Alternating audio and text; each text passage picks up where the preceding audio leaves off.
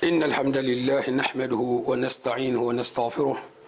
ونعوذ بالله من شرور أنفسنا والسيئات أعمالنا. من يهده الله فلا مضل له ومن يضلل فلا هادي له،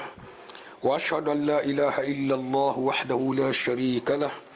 وأشهد أن محمدا عبد الله ورسوله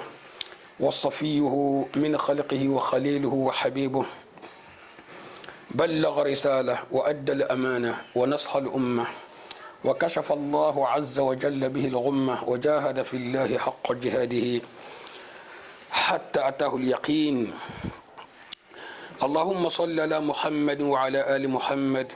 كما صليت على إبراهيم وعلى آل إبراهيم إنك حميد مجيد، وبارك على محمد وعلى آل محمد كما باركت على إبراهيم وعلى آل إبراهيم إنك حميد مجيد. دلت خيرات المسيلة خيرات المنبت المتلا المجنة الفردوس لما منكسلا جهنم ما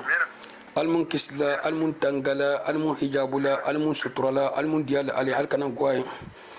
المصاب ما بلا لما المنكسلا صاب جواز فم بما المندي ما لعندي ما بهو قالتا لكلنتي الكنا بلس لك سلو من سنتورو ندينو نين الدنيا تو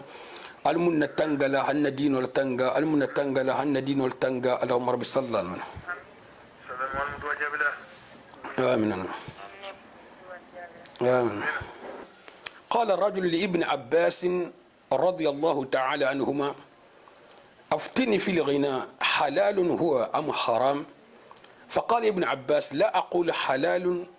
إلا ما أحل الله، ولا أقول حرام إلا ما حرم الله، لكن قل لي إذا اجتمع الحق والباطل يوم القيامة فأين يكون الغنى؟ قال الرجل: مع الباطل. قال ابن عباس: اذهب فقد أفتيت نفسك. لأن الترنك يوم هول بلا. ابن عباس رضي الله تعالى عنه كيدول ناتايا أكو ابن عباس أكو دون كيلو حلال المفو حرام له.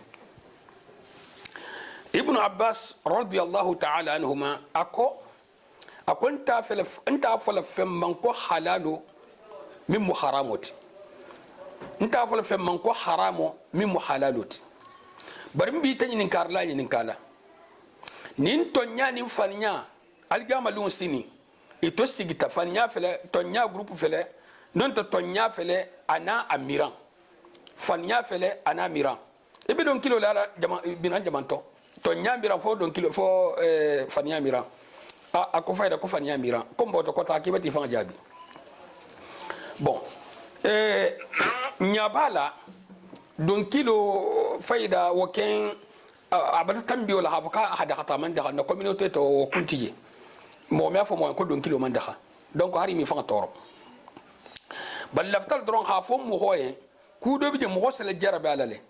bar tumado ila nganel senya sabula ani la kunto tonya la lo sabula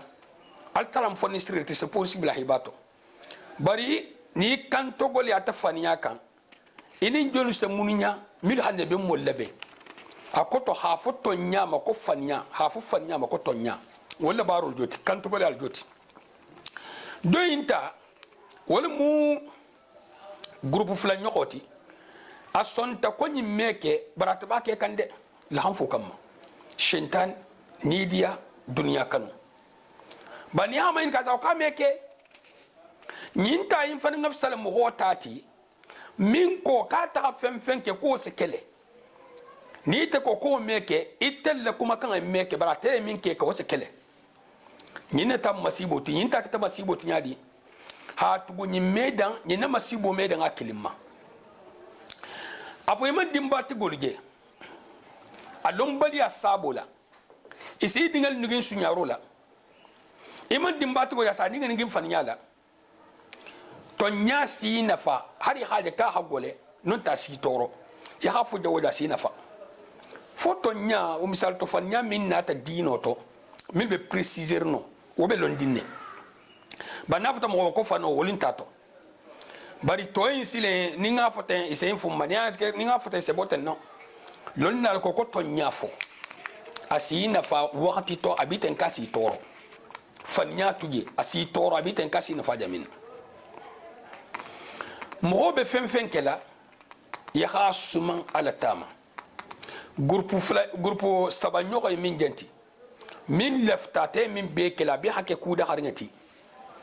ñille se jama toro isa dimba tigo jasa dinga dingin no fanyala asa nigin no sunyarola tumado ha nigin sunyarola o mammalo bar ha nigin fanyala jon sana o misalo tinye tuma min mo wasi dinga nigin fanyala tumado do bi jama ba kalma fa kaja nigin kanne bar jon sana misalo do tinye min se ay tan na ko yiji nigin idinga nigin kan fanyala te وعليكم السلام ورحمة الله وبركاته. بسم الله فهمتم بسم الله قوم مثال في كم ماكو تعرفوا الدنيا مثال في تليفونك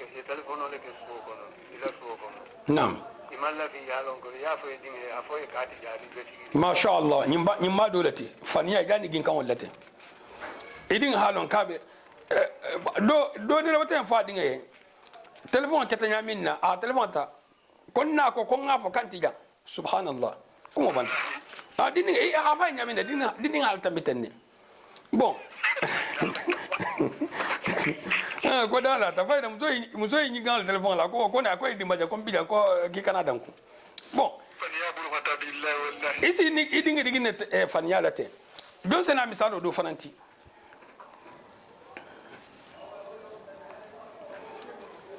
bon bundao wakasi ya julmanintigol wala la grimbo mudi bundao ta fo kontiga non te muso mi ban telephone to nin julon ta ko telephone jamana kan kiyeli si ban to bar muso mi ban to bon hafu fanan ni himani kay hafote ni muku da kubalati ni himani kay hafote yalon wonyante isa telephone ade ku kutabula ya koto sabe aseno dinni digi ne fanyala har na fa fon talaga sabata bata calcul do ketro wala hani nyim fo isa tara haraje min control fo la nyinye woni tonya be kilim presque asa murfi hadu ngabul dinni ngi butugu moro ni hayna ben jawuja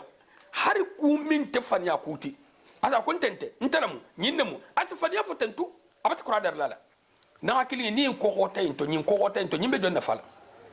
ibati din ke fanoti ibata ke mu goto abiten kije min fola enta merungo nyi dinga merungo abayinga lemu abele ko nege gando ya fen dunga to tanol ge noni la to babo ni la kafriya ni ha film dol labo isa ko dinni me la saha min be ajina munna ase noni atole bon bari se ajani bolje akoto milun tatti babo nyuti wol ni dinga se film wala saha wol fo mi nyalo se fero fonto sala sahale wala se sama fanan digati nyako bat babul mili dal bolo wala ha danger lonne ala sa mo wa min danger lon aman tribula lato fungo bahiso do ha déclaration ke akabula ta cigarette la ko cigarette atata amerique cigarette c'est to ben dingira milto abula ta ko fanan lefta cigarette la ko ke sosto ate cheikh wala mo ko abe dinan to la mo sunna mo wala mo akwa tata ko barka akawa ko minje minga da toja ka ha easy na tata jamin na ni sigate to ben kanje kumu kilingiti jamin sigate mi ka ni karo ke munna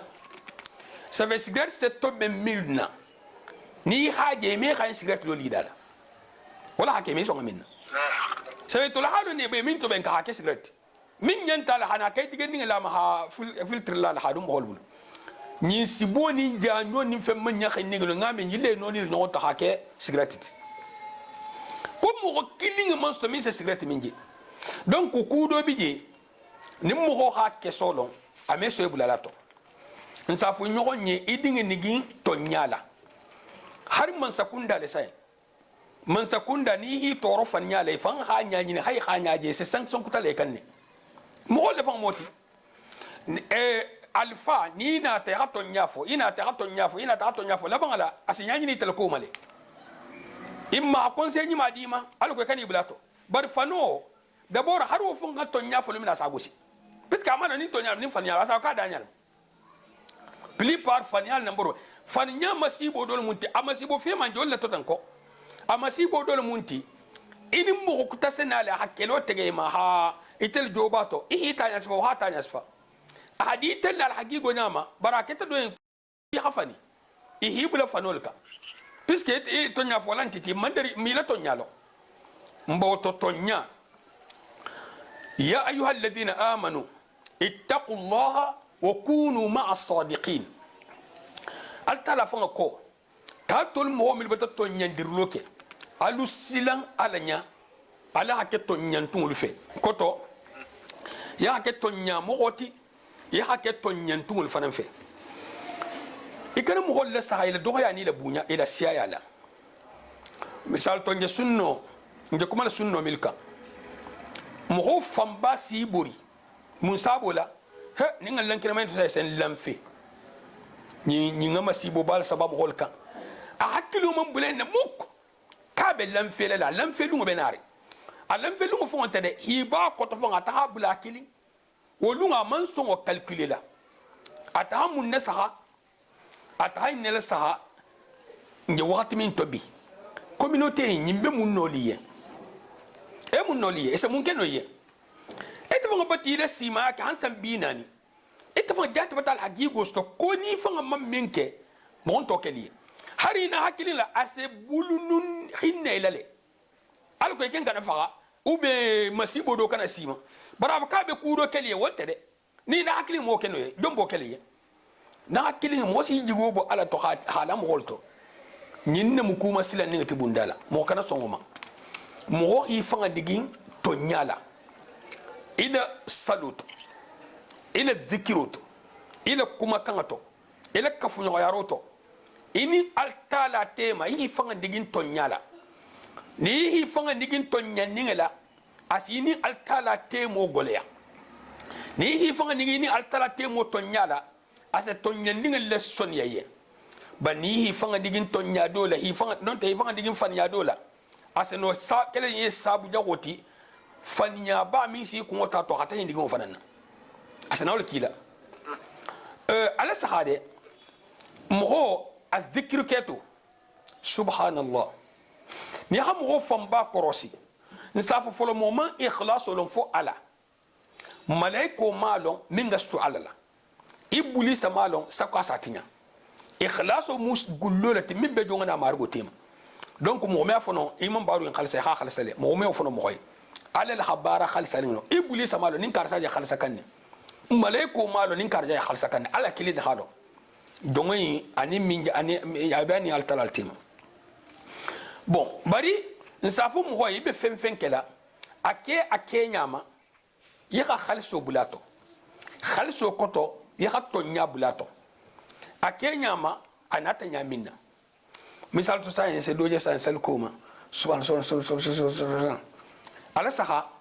mo hoyi se sobile na ba kela nyama nan ta kela nyama na bola sondo meto plupart ni am ko je zikiro la binya la kalankan wala zikiro plupart on tadiri puisque koroslo sena kudo tile salto mo be zikiro la atulo be dola mo tulma lo ton sojele non ta ba fa kuma dola non ta binya la kana fendo koros kan isalo ne ko inje janne ay jamina sakante min je fola da to jante butu ni min je ti si seban fo fantoro baro ni ba klase kanya male ni ma kya nyama ame mutayye fi hajan lo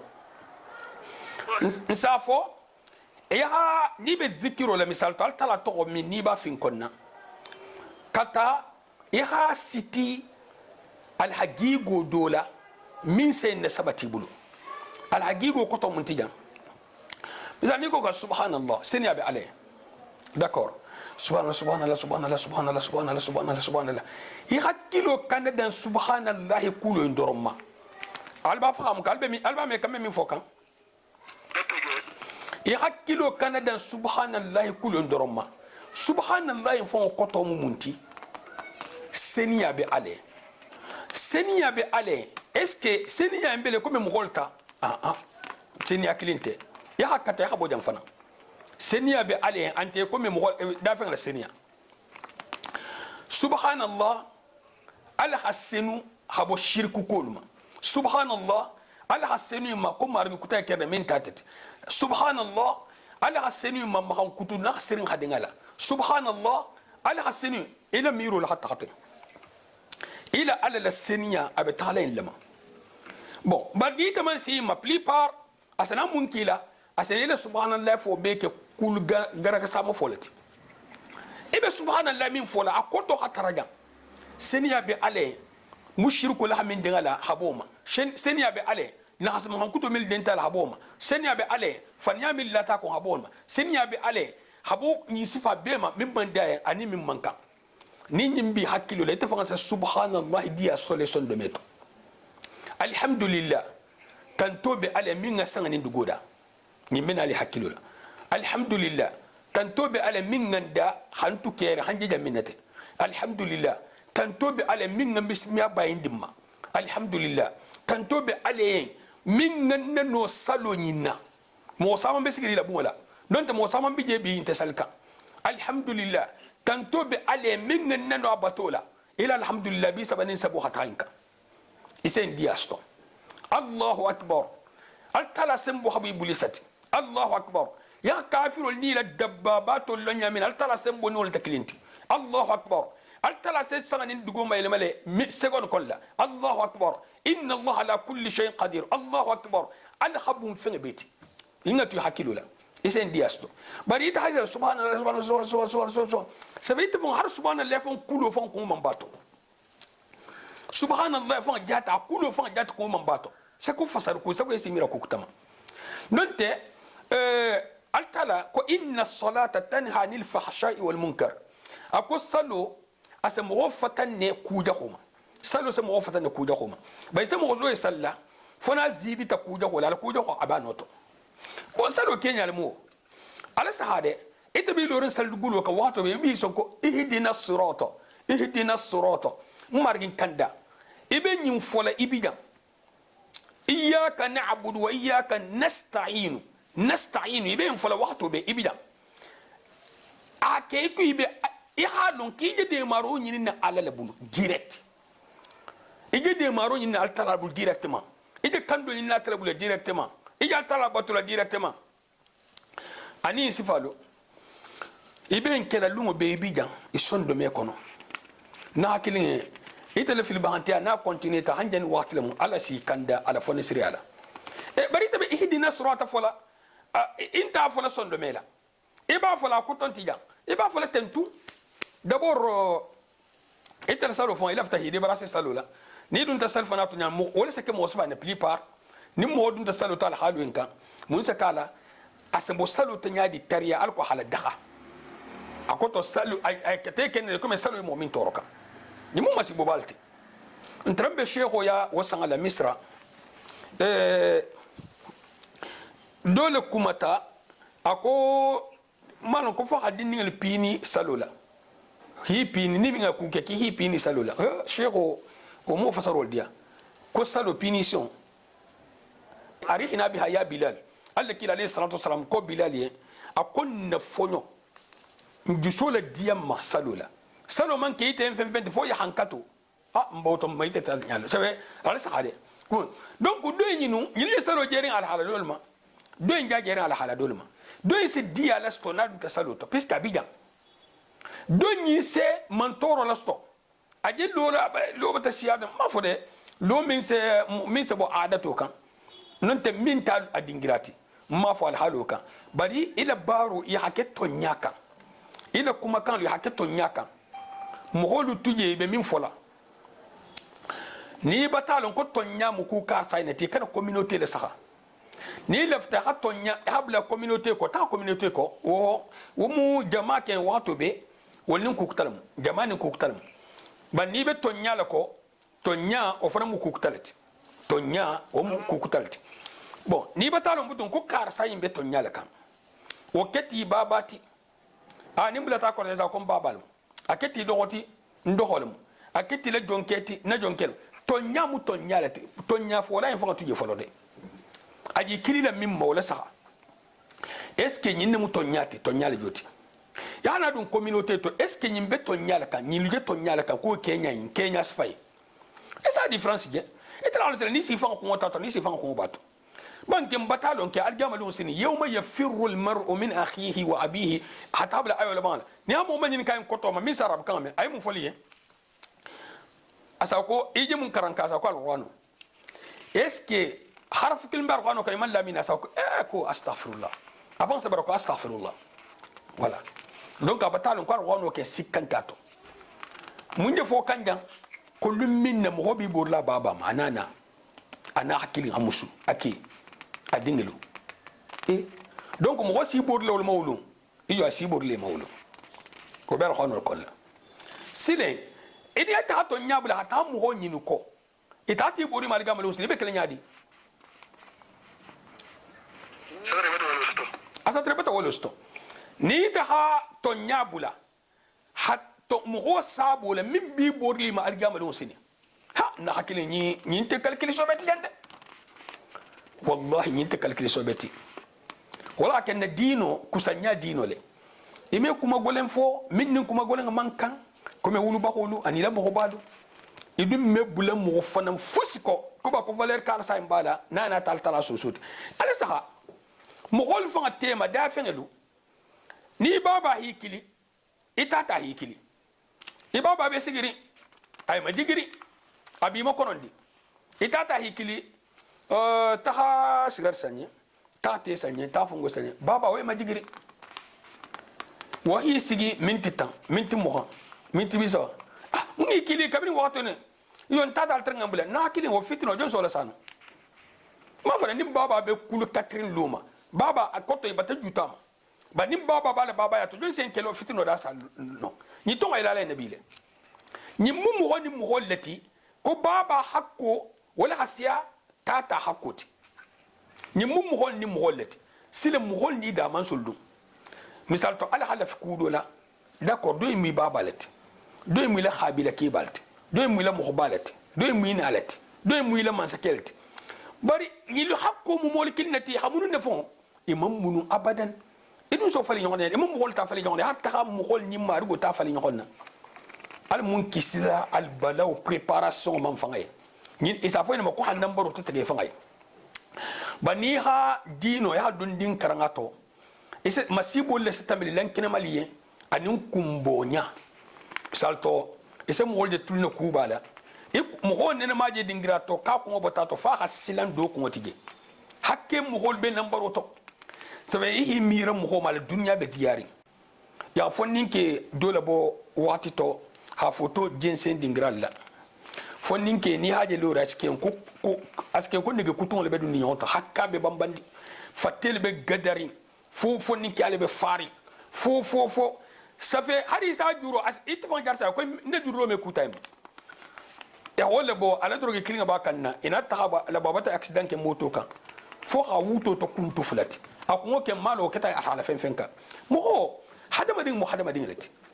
et silano ifangala ima itahallulu alqiyama ima fus kenya lo ima arbobulu ila taqu ima arboma bon jam fana si jang préciser jahanga kunda plupart nsaje ni mo ha fa golen ston sa kala banya manyinya no laban ku jahuya anin fa nya golen ta kilinti de laban ku jahuya anin fa golen ta kilinti mo wasa fa golen ston ba laban ku jahuya ante mo wasa fa son yarin ston me laban ku jahuya lamu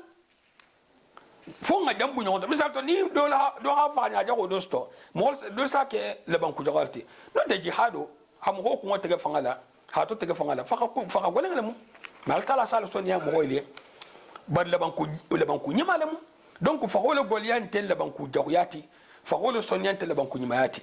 laban ku nyimaya trembe mun kan janin bibe sila nin khatra trembe khaira kullaka ma sha Allah nin khatra trembe khaira kullaka ma sha Allah ngaje fanan lundo ke ba do be gambi ça va encore Cheikh Fati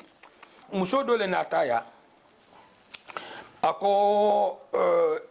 anaki trembe bendi ke silen fayda inata muskuto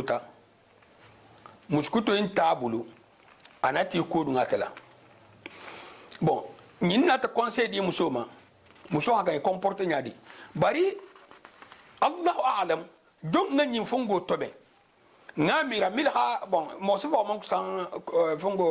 montage fo kela e bata muso hata ate falo santo tama hanabula dugulola e bato makuno ba bayala kan hakiba futo la bonfe ala saha ni digo lafta mun na lafta khairullah ni digo lafta mun na lafta khairullah bari aman khairo keku ni man khairo ko do ha conseil di isatra ni minga kuma kan fo ni wo mo ha mo sifa maninka munga ki haynke ata haji khairolti anta kila ha kansu alaftali ha musul ko bato hamdul ba kuma mun fa ma sama foje bari ba fi ha mun fojan ya ha kusanya kul kila inshallah sini na muqaddimato kila musul comportement lati kella jamfa asiya jamfa ali tulo lo janade kella jamfa asiya ise asita sai après hana musu fula nyota abati jamfa hana musu saba nyota abati jamfa hana musu na nyota abati jamfa donc kella jamfa la multi nyulu mankan kela sana musu fanna jamfa ma comme ça hana ni karoke don tamu al hagigoti ani don tamu tukhmandiroti don tamu al hagigoti ani don tamu tukhmandiroti inshallah au jugement sini mbotu lambar muso lebul kenti da bula lawta ni al sulta al ben sawma al munkisla han tanga han hijabu han sutra al marjanna kallan kedi lamma al munkisla jahannama ma allahumma rabbi sallam nadunna usul thalathatu comme ndartala yamina al kon kana tan tambi plus wolu ngada min to al hajba so numéro bi na ni kilinge yeah سورة الملك آية يعني نقطة هذا إنه نبات تبارك الذي بيده الملك وهو على كل شيء. هي حكي له بين كلكم. بسم الله الرحمن الرحيم الحمد لله وحده والصلاة والسلام على من لا نبي بعده وقال الله تعالى تبارك الذي بيده الملك وهو على كل شيء قدير. التلاكو سبحانه وتعالى جميلته توحيد الربوبية توحيد الربوبية على برانش جول كانت توحيد الربوبية ولنا كيسون بوزي لو كان ولا مو التالا لباروت توحيد الربوبية التالا كلمة بغيا على باروت يكن على باروت دم من ديا دافن الله التالا كوكو تبارك الذي منسوب بنياتا تبارك الذي منسول خير وسياتا تبارك الذي منسول ما هنكتل كملتا منسومي بيده الملك منسا منسوم من بلو أن مرلو بمنسوم من بلو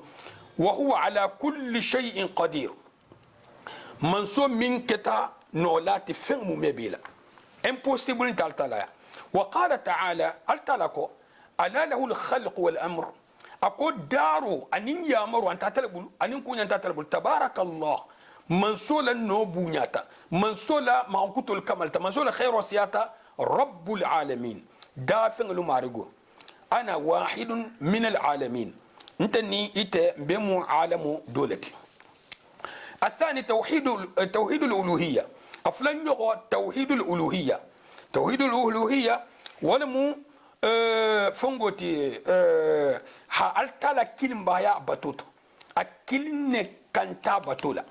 محمد هداي صلى الله عليه وسلم باي من كان باتولا التلافه جبريل هداي من كان باتولا التلافه دونك ني مول باتو الافه فنتي يا كان من باتو الافه اكوتو بني تعلموا اتتعلمونتي التلا حقو دي لمغولما سبحان الله اتهم مغولجي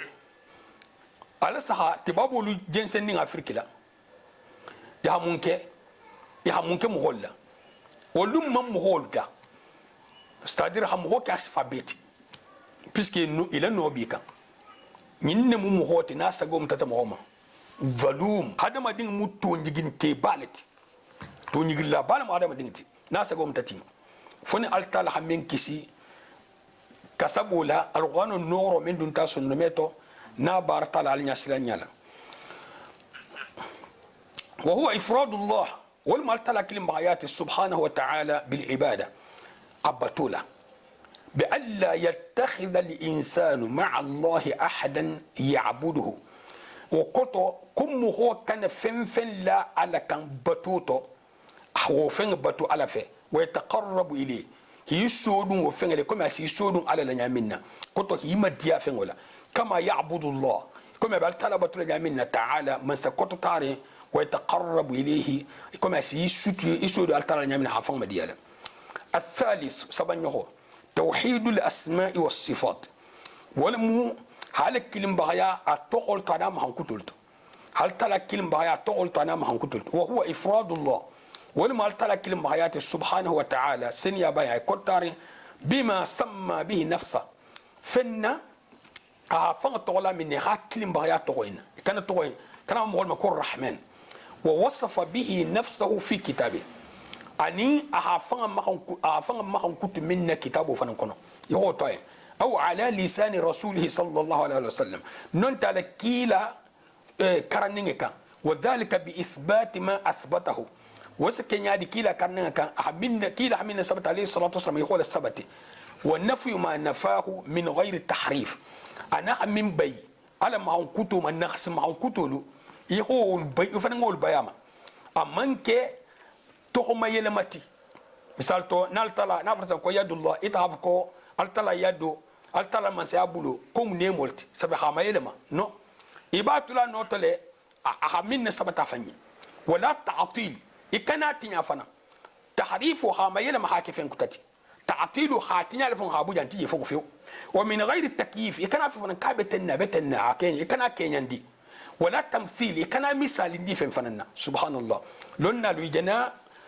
janna sukile muhum ni boto groupe into butu تقدو بيتلا يا بروبليم ستو عقيدة تطو منتو ومراد المؤلف هنا بون كتاب كلا لا مراد منتجا مراد كتو ألفت من نجا توحيد الألوهية وهو الذي ضل فيه المشركون الذين قاتلهم النبي صلى الله عليه وسلم ولم توحيد الربوبية التي عليه الصلاة والسلام مشرك لفلتا توحيد من بندالا أقول تخفلو سطو توحيد من مندالا نعلى كيلا صلى الله عليه وسلم هي كلا توحيد نكوت نن توحيد الربوبيه من بروبلم ستوت واستباح دماءهم واموالهم وارضهم وديارهم وسبى نساءهم وذريتهم اهي يلول دخا توحيد الالوهيه اللكوت اهي لنافلو دخا اللكوت هي لدغول لدخا لكوت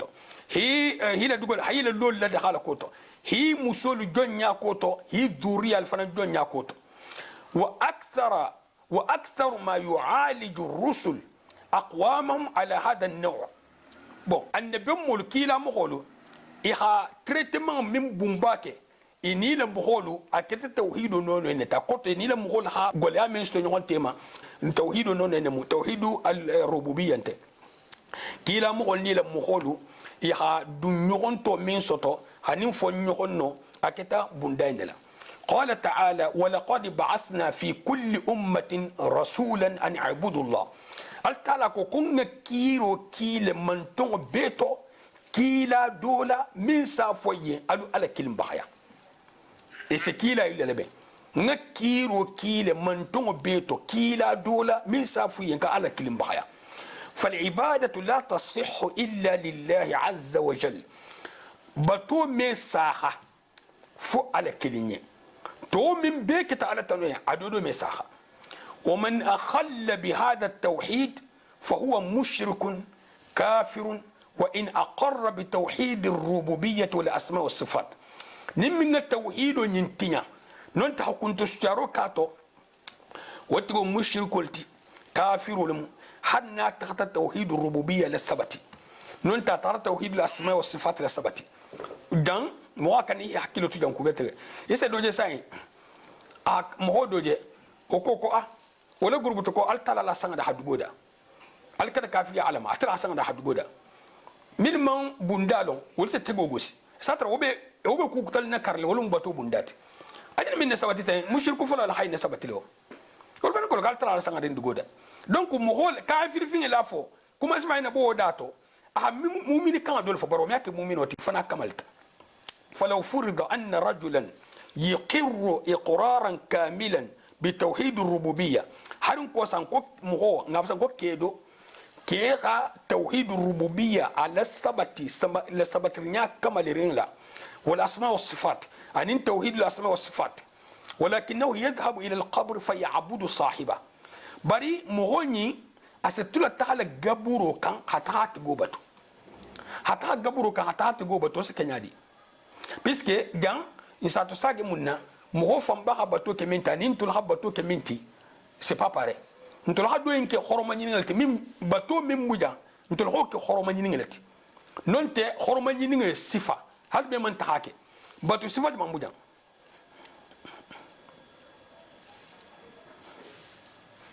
السلام عليكم. عليكم السلام. voilà من جت على قبول وتوقع دوا كي حاجة حاجة تراجع دوا حاجة ومن هو كمو شركوت هاي حاجة ترى فرير ساونتين قبولته ساونتين فاترة بارك الله فيك ساونتين فاترة بوندا مي محمد بوندا محمد مبالا بيسكي إسه بين مهدوتي جا واحد ديفرنس لوني مثال تو ميل سي كوسفا إن فيها إفرنسا فوله كوني ها فرير ترى إسه كافريالي فرنسا فوله ديفرنس بيجا فرير ترى نين حتى ترى لو كفرير دافع ديفرنس بيجي أدى حتى مو حتى ترى لو كجانا بيتو بل مونغا كدينغرا سفا من ندخا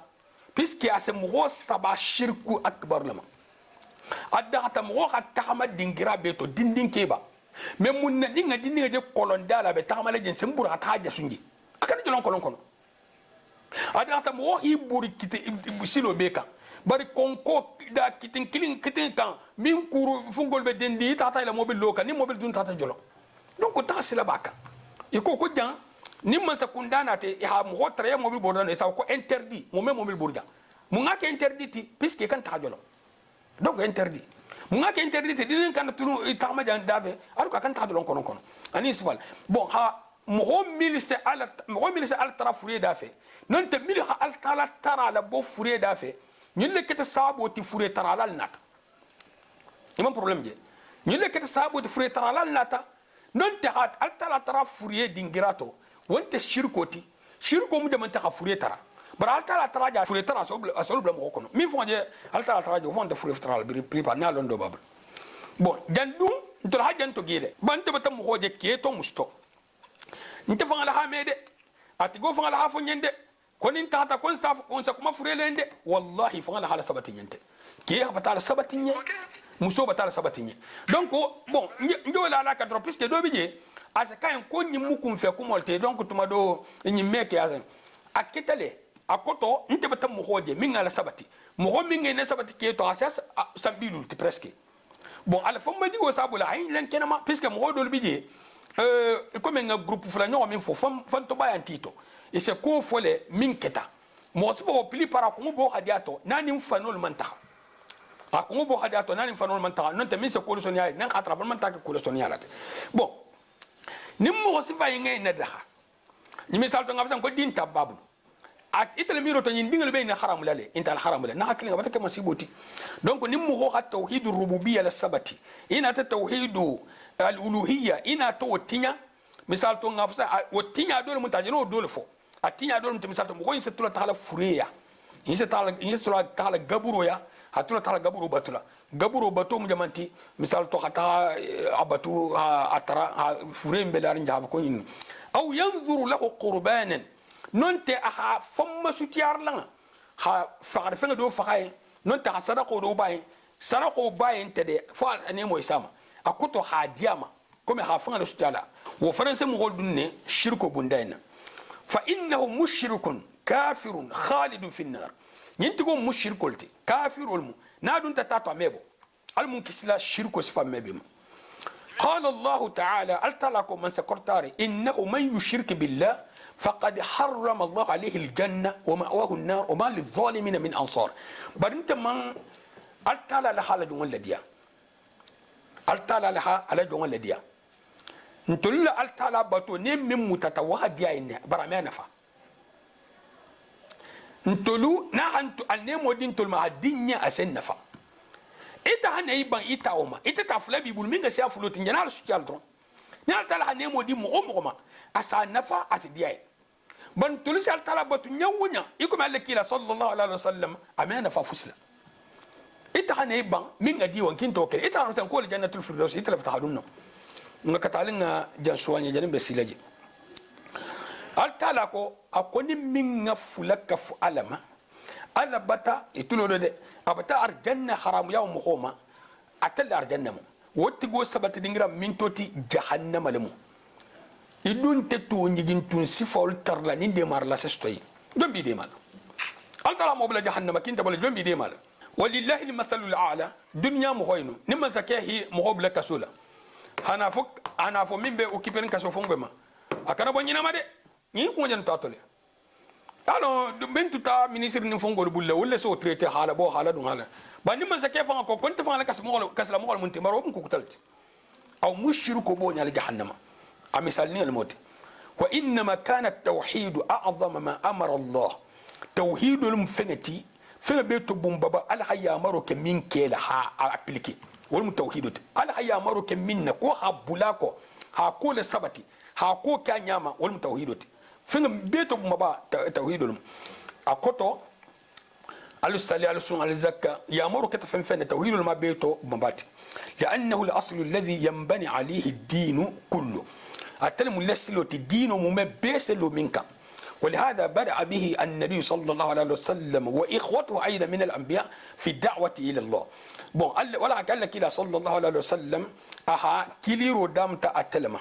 akiliro damta atalma tauhido puisque nata man saha ya telo mo kal sarako wa sarako khani alla kila alayhi salatu wasallam ko bala sarako do ban ko tal gamal usene wul ba habar kanyin na sedunna ali arjana dunna folol ani sifali hana ilti hanalti barose ke min kan tauhido joti nin tauhido ti jodo do me marché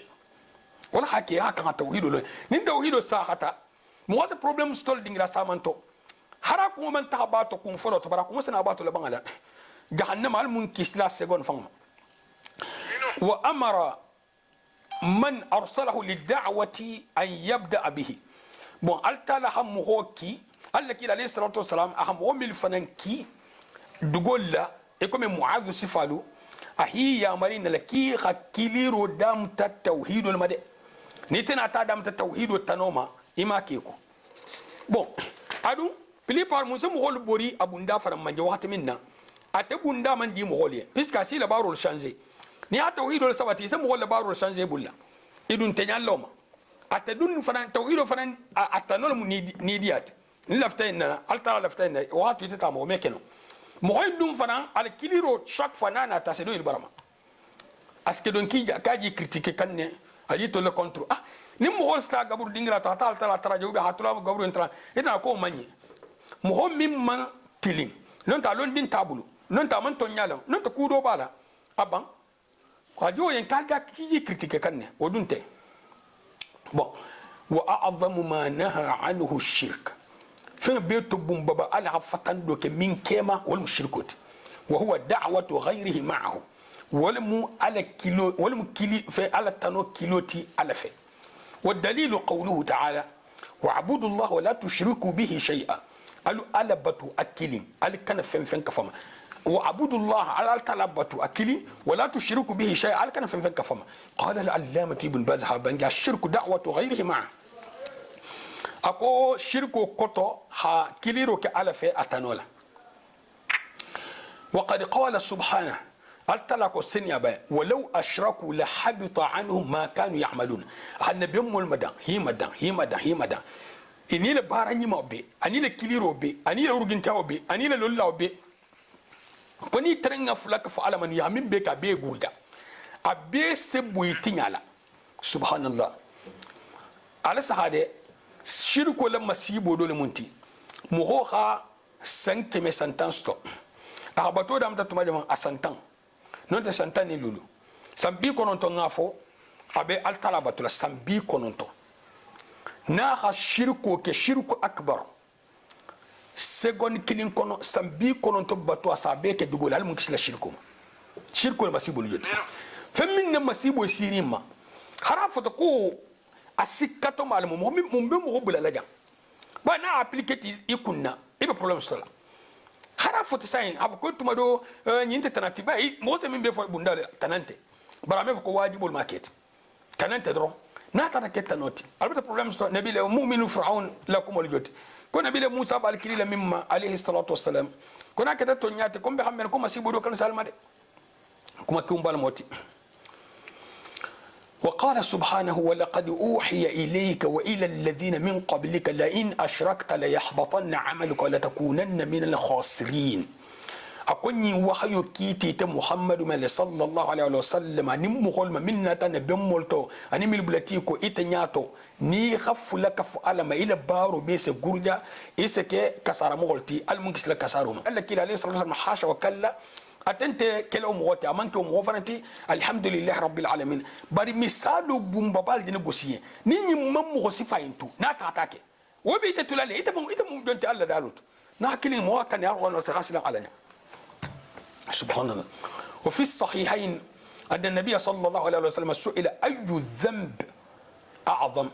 يعلك إلى من ينك صلى الله عليه وسلم كل جنوب بيجا من غبنا بيت قال أن تجعل لله ندا وهو خلقك أكي خف لك فوق سينا ننتن يغونك على لا هنيغون دوم متحاكي علتي على لدون كلينيدا يغون دوم من جنتي تلتعتين إنسان إتل بين جيكيكا إتل بين سرقك على كل هيدا نمن فيك إتل حاكين إتخنا ينين على لكلينيا إبري مو كسرت قيل ثم أي هنا تفن كان ينجم علي تلو قال أن تقتل ولدك خشية أن يطعم معك أكو أفلن يغو هيدين فخا سيلن كما كا أكن كا إلى نيوبا أكوتو دين هسيبولي كم يفلو تترمي منا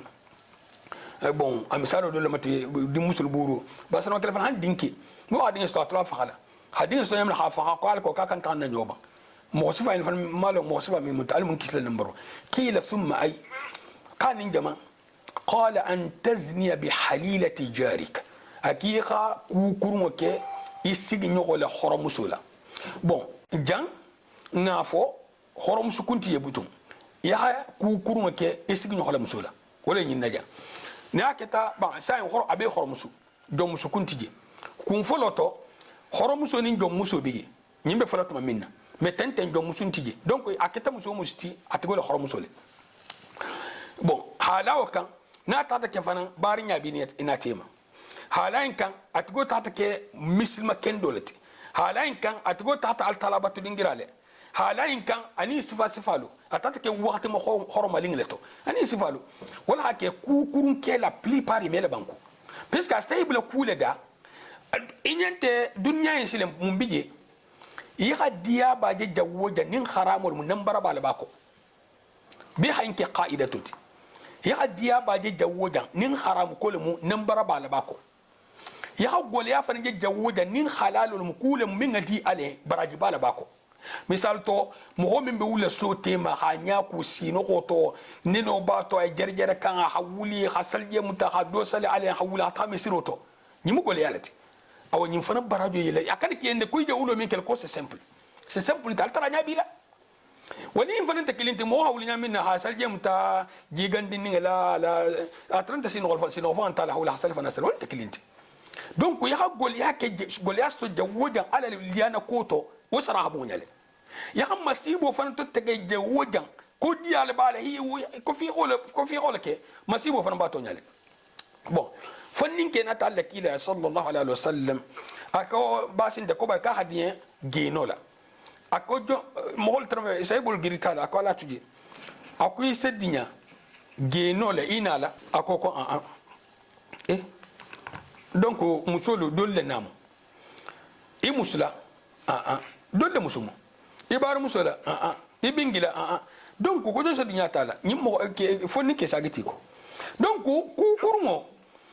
hakilima medun ku kurmo to fa hakon hakatale mo hola to nyigi de man siatenti eta ha ifanga ta protéger hana tulun dol tala na hakilin insafiye hari musu misal to man dalila mutama bari ibata sobi ko nyimu fianga ada farinalti imma habule kana kuma fo baro kana ke ko hita pousser ko men se dole nyamina abe fo nyam fanga fo nyaki nyimbal fo nyam nambaro le ta nambaro bla mo ko sorin sifa mo ma fa kelfo yini mo sifa silomadi nonte ita hakke ja be kuntanyato ifana fa ko ban ko fana be no kuntanyato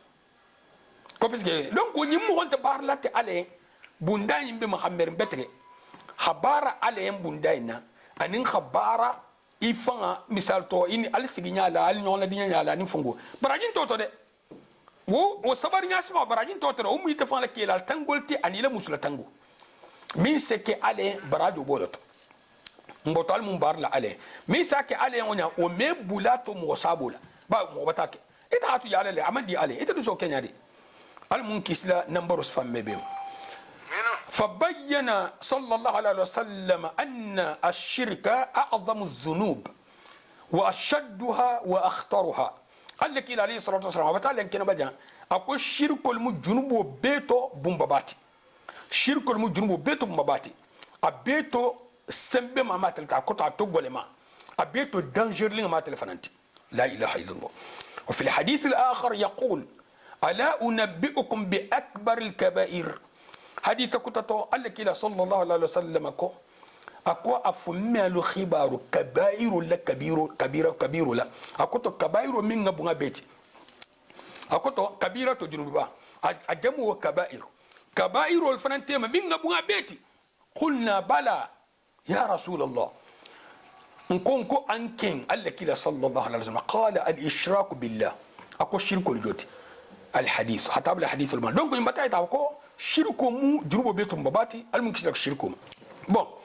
فالتوحيد هو إفراد الله بالعبادة توحيده هل تلك كلمة بخيا أبتولا والشرك هو دعوة غير الله مع الله والمو شركو هل تلك تنوكلي هل تلافه هل تلك تنوكلي هل تلافه تدعوه أو تخافه أو ترجوه أو تذبح له أو تنظر له أو غير ذلك من أنواع العبادة إبا أترالا إبا بطلا إبا سلنغانيا إبا جيغرينغالا إبا كان تغرو كلاي إبا تغو تالاي أني سفالو دونك ني هو كي فين كتالا إبا تو فين باتو أني سفالو باتو نونولت. هذا الشرك الأكبر سواء كان المدعو نبيا أو جنيا أو شجرا أو حجرا أو غير ذلك. باتفين ينسلين شركو كتا فمين نكوتوتين على لا نين كتا النبي مولتي أكتا جنالتي أكتا يرلتي أكتا كورلتي أكتا تنولتي فمين كليتا إسين ريبيت منا وكانت هي نعمل نكون ينمي كفو علما بدو ينسي كفو عملي فن نمي كفو عمومي فن نتيجي دونك أبا في خول فيه. بون هذا الشرك الأكبر ينبتن قال الله تعالى واعبدوا الله ولا تشركوا به شيئا. قلت لك قالوا على باتو أكلي على كان فين كفاما شيئا نكرة في سياق النهي فتعم كل شيء نكرة لنا نهي للسياق أسفنا بين اللوجو كان فوس لك كفوام. وقال سبحانه قلت لك سنيا بين وما أمروا إلا ليعبدوا الله مخلصين له الدين. مخولو مل أفضل من كي خب الطلباتو يا مرتبة منا قوها خلص على كلنا يا مرو النتيمة إذا نتفهم كتب لاجي إلى كل موت يا مرو ديتي مع من لا كان نيخو باما إلى كوبي فنقبل. فأعظم ما أمر الله به التوحيد فين بيتو بومبا التلا يا مرو كمين لهم توحيدتي وهو إفراد الله بالعبادة ولم حلتلا كلمة بحياة بطولة. وأعظم ما نهى الله عنه هو الشرك فما بيتو مبالتا لها فتندو كمنا والمشركوتي المنكر موحدين التي المنكسل الشركو. ولهذا أكثر سبحانه وتعالى في القرآن من الأمر بالتوحيد والنهي عن الشرك. ولكن تلا فور للسيال وانو كن لا يأمر للتوحيد لكلا أن فتندو للشرك كما قال العلامة ابن عثيمين هابنجي أعظم ما نهى الله عنه الشرك. كفينا بيتو مبالتا لها فتندو كمين والمشرك ذلك لأن أعظم الحقوق هو حق الله عز وجل. وكنت منتي يحال حق بيتو مبالتا والمالتا لها حقوتي. فإذا فرط فيه الإنسان فقد فرط في أعظم الحقوق وهو توحيد الله عز وجل. ني أدم دين حق تستروك ني مخو حق تستروك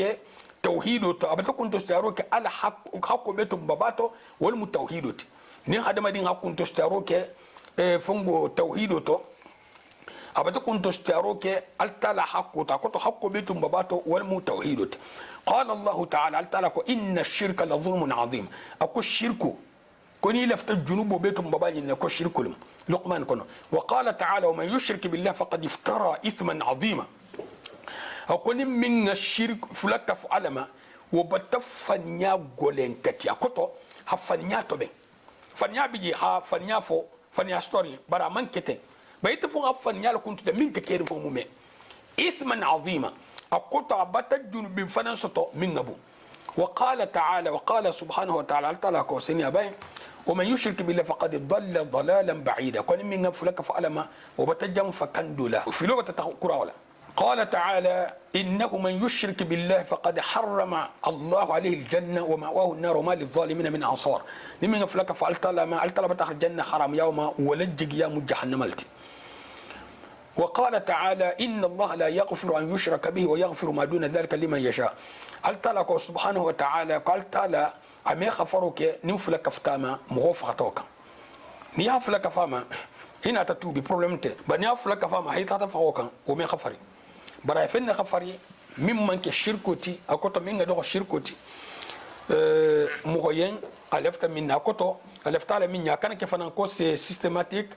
مغوف خطا فين كان من كشركوتي على سيام فاما حفتين أيام فالي ما تارجن نو هون أنت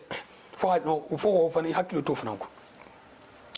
هلاك نفنا كنا ألفتال مني. وقال النبي صلى الله عليه وسلم قال لك لا كوكيس النبما أعظم الذنب أن تجعل لله ندا وهو خلقك. أقول جنوب بيتو بابا إيها سيناك على لا كنت أنجونك على لا والكلينجدا. وقال عليه الصلاة والسلام فيما رواه مسلم عن جابر رضي الله تعالى عنه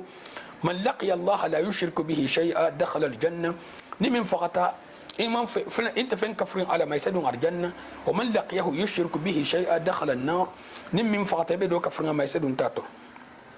المكسلتام. وقال النبي صلى الله عليه وسلم من مات وهو يدعو من دون الله ندا دخل النار. حديث حسيا ما بيقول انكتنو نم فقط يبدو كيلورو كلا الثلاثة وكيسدون تاتو. واستدل المؤلف رحمه الله تعالى لأمر الله تعالى بالعبادة والنهي عن الشرك بقوله كتاب كلاها استدلال وكال حافقال تلها يا مروك أكلم بتولا أفتندو كشركوا ما أنا لكم كان لا وعبدوا الله ولا تشركوا به شيئا قال تلا كلم بتو قال كان فين كفاما ميل فين كفاما سلين أني مغول نتبل ينون مغول كوسن كي مي فين ولا بلاكو مخرما فين التي ودم بتول تلا حقيقة ونعم أوكي يسفو. فأمر الله عز سبحانه وتعالى بعبادته ونهى عن الشرك به وهذا يتضمن إثبات العبادة له ووحده. بون التلا يا مرلوك سنيا باي أبطولا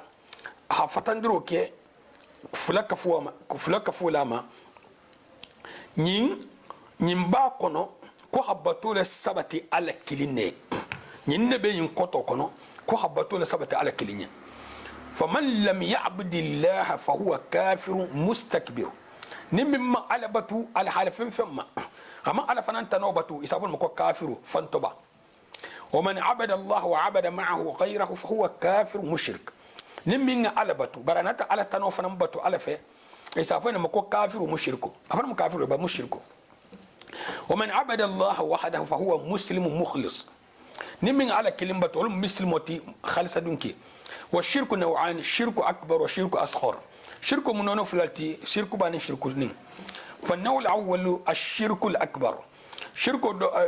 نونو فلو والمشرك باتي وهو كل شرك أطلقه الشارع والمشرك تي شرن كلا والمالتا لها الشرك من بيفتن أما دين فينا وكان متضمنا لخروج الإنسان عن دينه حتى رتر ينفرم بين ينقطو كنو نمو هان كيسبو دينوتو قولوا باقطو كنو. بون بري نكوات الشرك أكبر من الشرك أصغر مدوتو تما دون سنانين كارو دو كسا هرم جنفاجي الكونا تنبيتريا. النوع الثاني الشرك الأصغر نون فلان يعلم الشرك النية وهو كل عمل قولي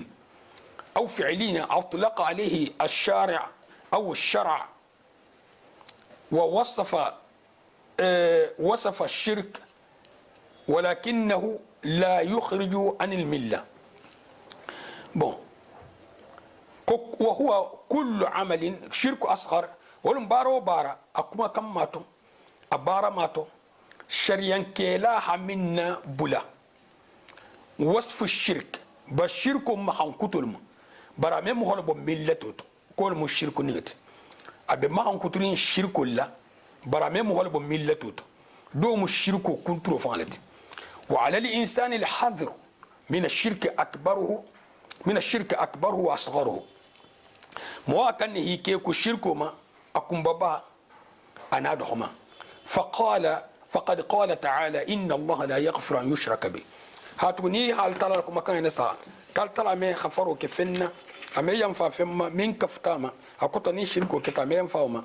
وكان مولا كيكو بندام فإذا قيل لك نافتيا ما الأصول الثلاثة التي يجب على الإنسان معرفتها نافذ كم مو لسل السبوتي من واجب كان كيتا مهو مكاهالو فقل معرفة العبد ربه أفقد لا ماربولون قال العلامة ابن باز هذه الأصول الثلاثة تجمع الدين كله من ربك وما دينك ومن نبيك وهي التي يسأل عنها العبد في قبره شيخ ابن باز لسل السبوتي من جنتي الدين وبيلكفو هافكو من ربك جمع مارغوتي الى دينو مجمنتي الى كيلا مجمنتي الى نبي مجمنتي اكو نين مونين كاروتي موسى نين كامي ما غبرو كونو جينتو جيسلي دليلو لا حتى حبل فنكو هي خفخو كان ابن تنين كالوما ومو بردي بالتي المكسلوما لا اله الا الله من حكي تا حدي من برنا فتفنا كوين مهوجنا دونا طلع ما بو انت بولا وفنا مكو مكين كدين بالتي جهنم هادي من ده الله يهانكتو هادي من بنت مالهم ولا سي يهانكتو يفون إيماجيني نعمين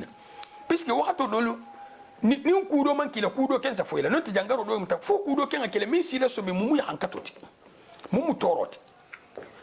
إتاتو سببي اللي تجرين ونيا كوني إيمي كي كويسنو بولا لو ماكسيموم تو إيمي باتو إيمي اللي تجرين ونيا ناكلي نيمو اللي تجرو دنغلت شيخ ابن عثيمين هابنجي رحمه الله الأصول جمع أصل أكوني هامي أصول جمع تقلم أكلين مجمنتي أصل والجمع الأصول وهو ما يبنى عليه غيره هو المفنتي من تنوصل لك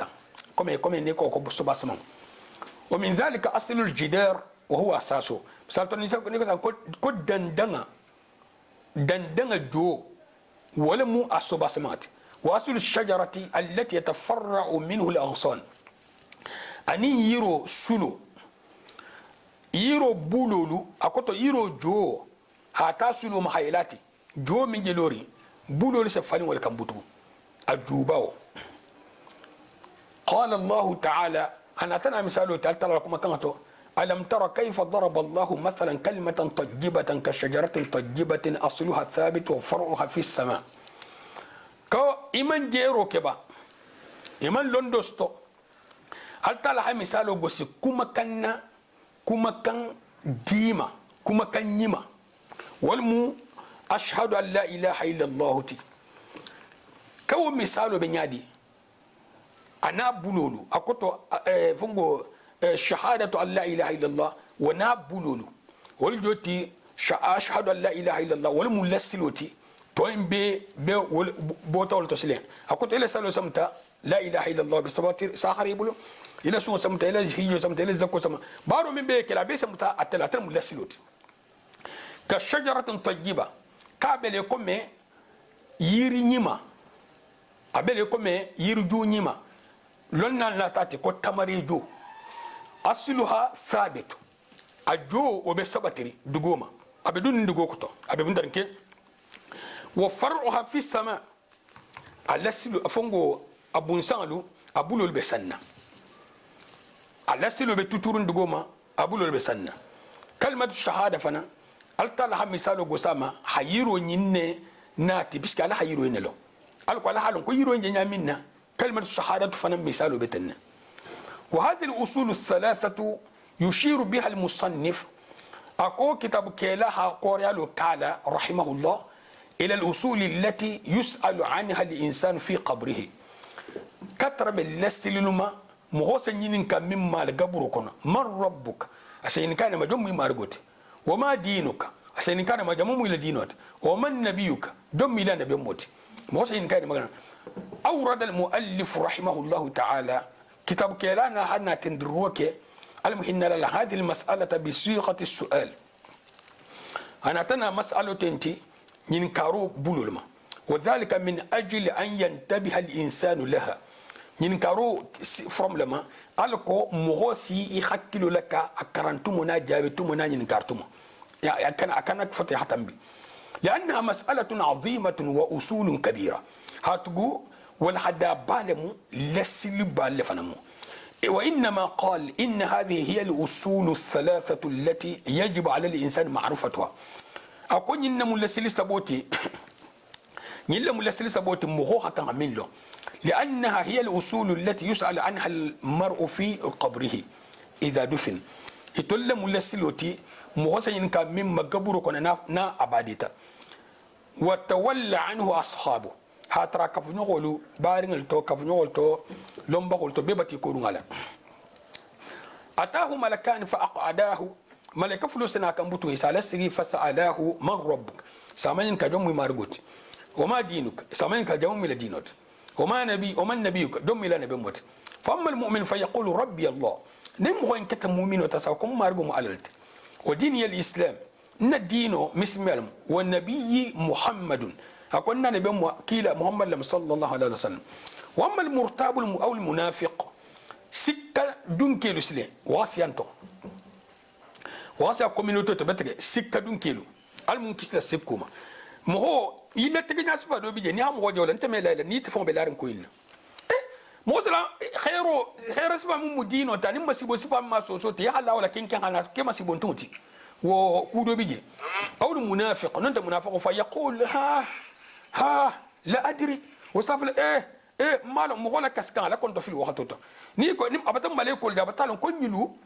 إن هذا خير بالك كم ننت مسيبو با فردون تيجي سمبكوتو علي فتان إن ينتو في النجا سبحان الله مالكول بتنا لا يعصون الله ما أمرهم هم على السوسو عليه يأمر منا يلو بتا بريزنتي جام فيسي إن يتفوس نجا مين سافون يليه على تجيتله علي سبار سلي على تو هانيا أبتانيا جي وانتي دا بوسرو درون نمنا من ديا بوسرو سما مين فرمان دنيا تندك الله كيلا عليه حديث صلى الله عليه وسلم أكو تبير لنا بملكو بلو na habla konko kan konko se buguti istabula hada madin kan ase buguti ala safatun ko kun fayakun ala safatun ko da inta falaja asadatu subhanallah na hakilin mose mbele munyaminna ya kan hokul sa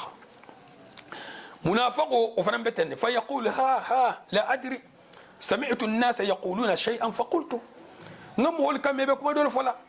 nyimu fongo murtabo talti plupart mfana ngasi fafo akoto munti ngame mo ba ko la ilaha illallah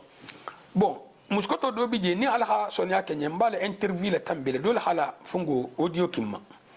mbale interview la tambile muskoto korte tigulum bon kemba manyin kala malien kanto ya moyel toro nyaadi abiso nga toro le ngain toro le ntala hinken ntala hi fatan ntala hinken korte tigoli le masibo beto mbaba fatandu wa taribulu hajama fatan ha muso na ki fatan hadina wuluba wul fatan ha ناكلين الفتن وغتريب البتر إلى بارو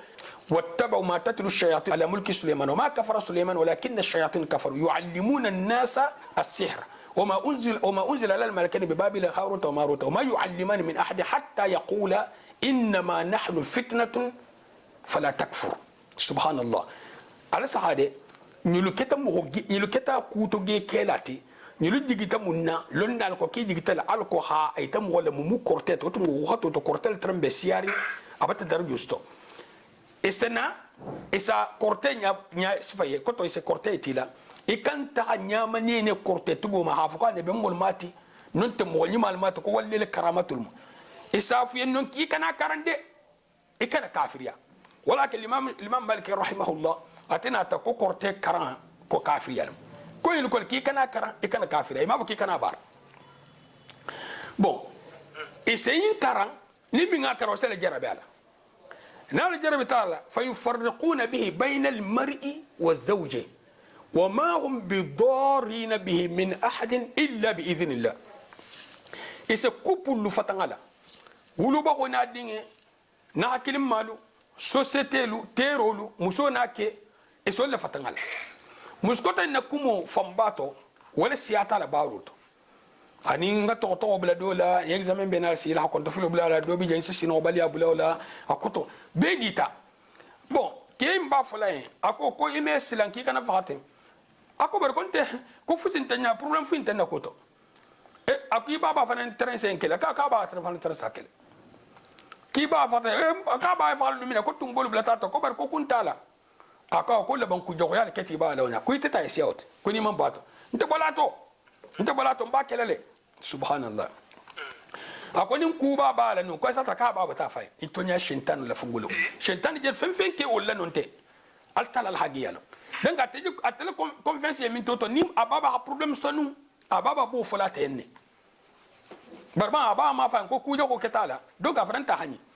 ke kan ko bar ko ni age kafir katam kafirul te kafirul mat ka mismal drogo drona bla mo le nyamane na fungul tar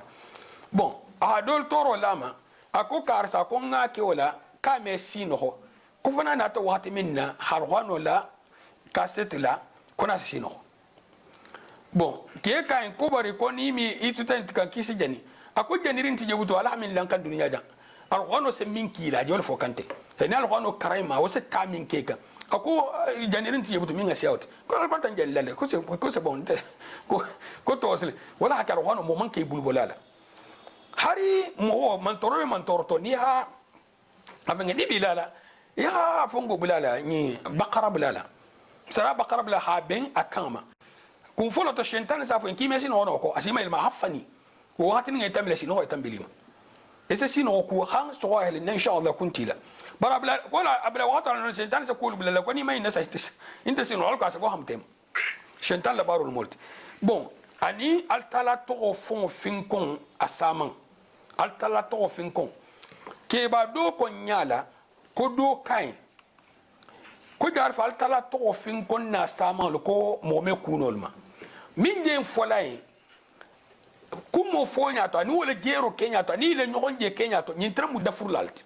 ça va dire ko ramal ko lu joti ko riti male puisque ay haym fu min nyente yi nyon lonni kaltala to finkon na bal ko kume dungulma e se sentan le kimo bar hanibla mo misilma ba doro gol to sile subhanallah nonte kudol se nyasifa gina koto na hakili wo mi potun no mumino tulo kunna wasi ipotun mo de tulo kunna murtabu ni munafiqu anin kafiru bari kube kuto hanya bo mumino mumino fam fati wo ipotun wo tulo kunna hibanga to fan c'est possible hakike lo fanti nte mi ni mais ntul me fa mo kafiru mit bari tel muminiya abe wulul kun saqat subhanallah bon bari satra mo fam bebe durgi kilin neto bebe durgi kilin to don kenya lon soto don kenya lon an alternative mo tal mun kele mu'minu haqqan subhanallah bon nyille mu lastiloti milnata kitabu kela haynati alko isa afahamu nyin karo bulu mate nyin fengati mo sen kam magaburo konala ni ase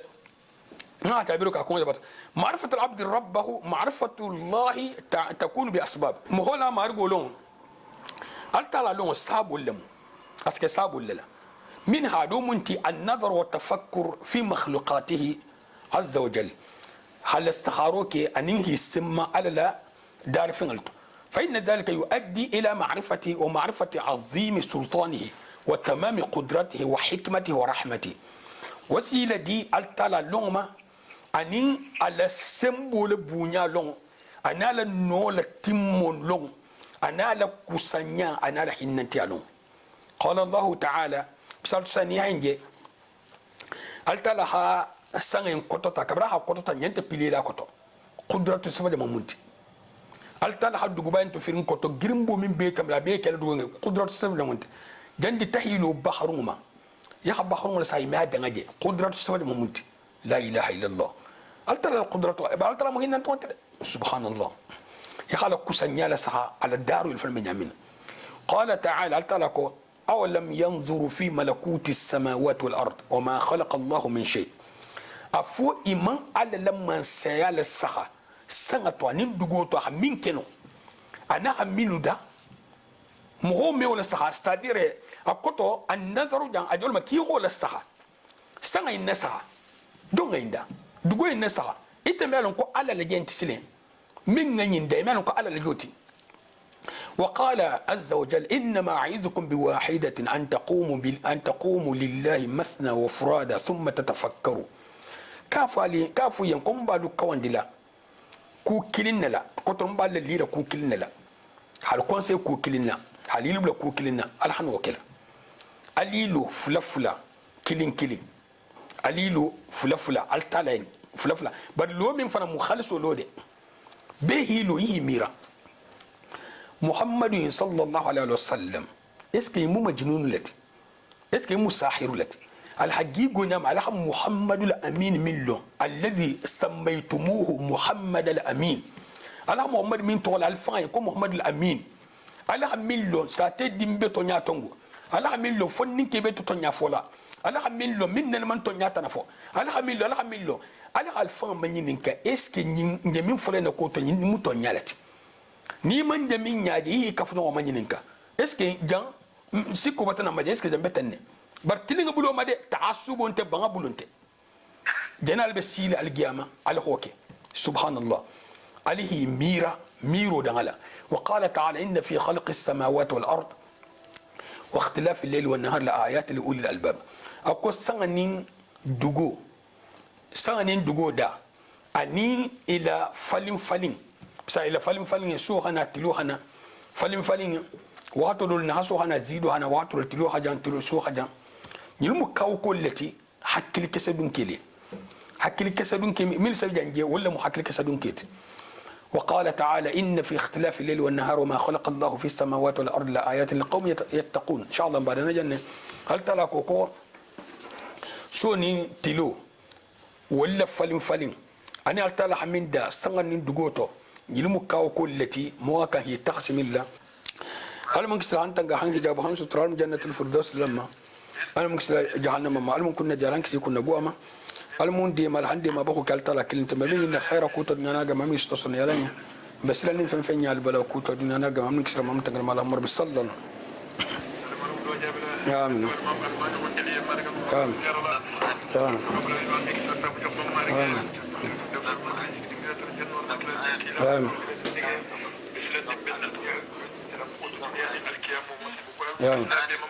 آمين آمين هل سبحانك لا لي علمنا الكسر على تنقع على في جبهة السترة المرجن كلن كيف أن الكسر عننا ما المصابنا بلا أن المعنى كسب ده وصفه ما لهم رب الصلاة اللهم آمين صلى الله عليه وسلم عنده البيت آمين جزاكم الله خيرا بارك الله فيكم وفيكم بارك الله